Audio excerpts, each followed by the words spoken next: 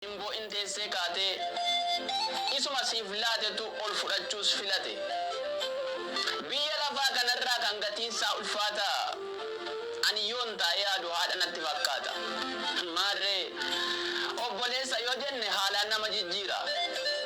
bu'aa barbaadu dhamnaan lolaaf namatti riira obboleetti yoo jenne kan ishiis galman ga'u jaalalli haadha adda himee fixuu hin danda'u osoo fi nyaatteen quufne kan namaaf garaa baattu